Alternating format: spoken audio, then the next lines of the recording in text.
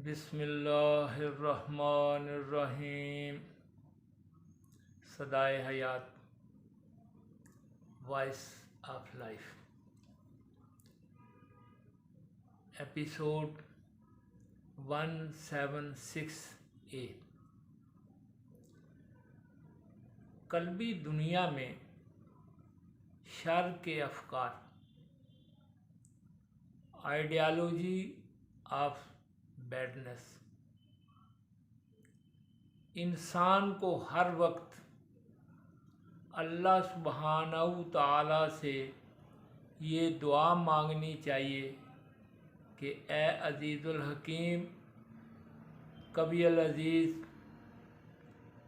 अलीमुल कदीर, लतीफ़ुल खबीर, समीउल बसीर, मालिकुल मुल्क, रब्बुल आलमीन, इलाहुल आलमीन, वहदहू ला शरीक, करीम मालिक, हम फ़कीर बंदों को ख़यालात के शर से बचा लें।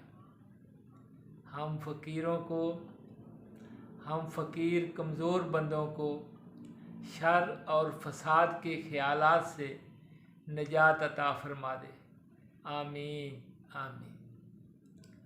वो अफ़कार जो शर के पलड़े में होते हैं, कलम में इन अफ़कार की वजह से बदगुमानी, झूठ, मक्कारी, वहम, जहालत, गफलत, बातिल राई, तरद्दुद, खुद बीनी और खुद फरेबी पैदा होती है। खुद परस्ती और खुद फरेबी में मुब्तला शख्स को उसका वहम हर वक्त ये बावर कराता रहता है कि ये दुनिया सिर्फ़ तेरे ही लिए है, किसी दूसरे का इस दुनिया में कोई हक नहीं है। खुद फरेबी में मुब्तला शख्स इस दुनिया के हर फ़ायदे को अपने लिए मुक़द्दम समझते हैं। इस दुनिया में हर किस्म का फ़ायदा वो सिर्फ़ अपनी ज़ात के लिए ही हासिल करना चाहते हैं, नुकसान दूसरों के लिए पसंद करते हैं और फ़ायदा अपने लिए पसंद करते हैं। यही खुद परस्ती है।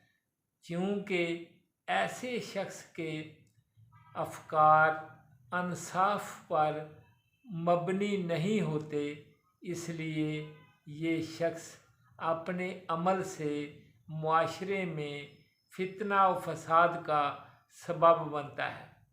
मुआशरती ज़िंदगी में ये खुद परस्त शख्स अपने हकूक़ तो हासिल करना चाहता है, मगर दूसरे लोगों को हकूक़ देने के लिए तैयार नहीं है। शरपसंद शख्स को हर वक्त अपनी अहमियत और बड़ाई का ख्याल रहता है। बड़ाई और शानो शौकत के ख्याल में ये खुद परस्त शख्स इबलीस बन जाता है और हक से अनकारी हो जाता है। बंदे, याद रख, जिस किसी ने भी आज तक अपनी बड़ाई और शानो शौकत का दावा किया, वो शख्स रब्बुल आलमीन, इलाहुल आलमीन, वहदहू ला शरीक, कवियुल अज़ीज़, कादिर की बारगाह से मरदूद हो गया और मरदूद पर अल्लाह सुब्हानहू तआला और उसके फरिश्तों की लानत है। जानवर चारे से मोटा होता है, खुद परस्त हमेशा झूठा शख्स होता है। ये शख्स इज़्ज़त और बड़ाई के अफ़कार से फूलता है। जानवर हलक और खाने पीने से फूलता है। खुद परस्त आदमी कान के रास्ते से मोटा होता है। ऐसा शख्स फितरतन खुशामद पसंद और खुद चापलूस होता है। ऐ फ़कीर बंदे, अपने माल और हुनर पर मगरूर ना हो। अगर तू हुनरमंद और फनकार भी है तो फिर भी बड़ाई और अजमत के फ़रेब में मुब्तला ना हो। बड़ाई और शान के फ़रेब को अच्छा ना समझ।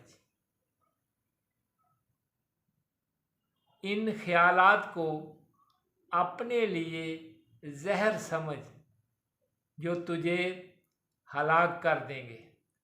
खुद फरेबी के मतलब शैतान इबलीस से इबरत हासिल कर ले। खुद फरेबी में मुब्तला शैतान इबलीस ने अबुल बशर हज़रत आदम अलैहिस्सलाम में मिट्टी की सूरत के अलावा कुछ न देखा। उसने दावा किया कि मैं आग से पैदा किया गया हूँ, और अबुल बशर हज़रत आदम अलैहिस्सलाम को मिट्टी से पैदा किया गया है। मैं अफजल हूँ।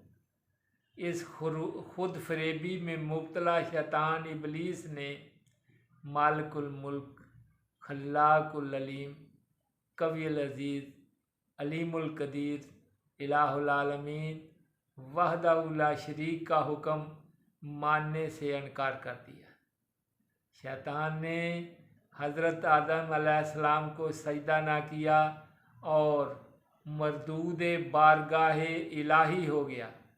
शैतान इबलीस पर फटकार पड़ी और वो लानती इबलीस हसद में मुब्तला हो गया और बनी आदम का खुला दुश्मन कहलाया। खुद परस्ती और खुद फरेबी का अंजाम हमेशा तबाही और बर्बादी है और खुली शिकस्त है। बहुत से नफूस को ये शिकस्त हजम नहीं होती और वो हसद में मुब्तला हो जाते हैं। इंसान कलम में आने वाले ख्यालात अगर ज़िक्र इलाही और अक्ल शऊर के ताबे नहीं करता तो लाज़मन उसके अफकार शर की कुव्वतों के साथ मुंसलिक हो जाएंगे। कलम में अफकार की तकसीम के बाद तदबीर और तरकीब की मनसूबाबंदी होती है। अक्ल इंसानी का अदराक महसूसात के दायरे में महदूद है, इसलिए इसका तसव्वुर इस दायरे से बाहर कदम नहीं निकाल सकता। जब वो किसी अनदेखी और गैर महसूस चीज़ का तसव्वुर करेगी तो ज़रूरी होगा कि तसव्वुर में वही सफ़ात आएँ जिन्हें वो देखती और सुनती है। फरमाने इलाही है, वल्लाहु अखरजकुम मिन बुतूनि उम्महातिकुम ला तालमूना शैअन वजाला लकुमुस अमा वल अबसारा वल अफिदाता लअल्लकुम तशकुरून। अल-नहल 78। और अल्लाह ताला ने तुम्हें ऐ इंसानों तुम्हारी माँओं के पेट से पैदा किया कि तुम कुछ भी ना जानते थे, और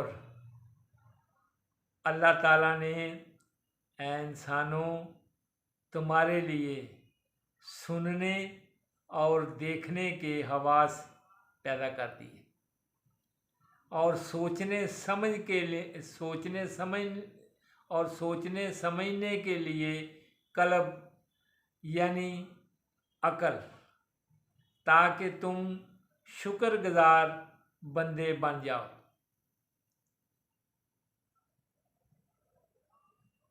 ऐ फ़कीर बंदे याद रख, अस्माउल हुस्ना के ज़िक्र पाक और उनकी मदद के बगैर ख्यालात और अफकार के शर से निजात नहीं मिल सकती। अल्लाह सुब्हानहू तआला हम फ़कीर बंदों को ख्यालात के शर से बचा ले। आमीन आमीन।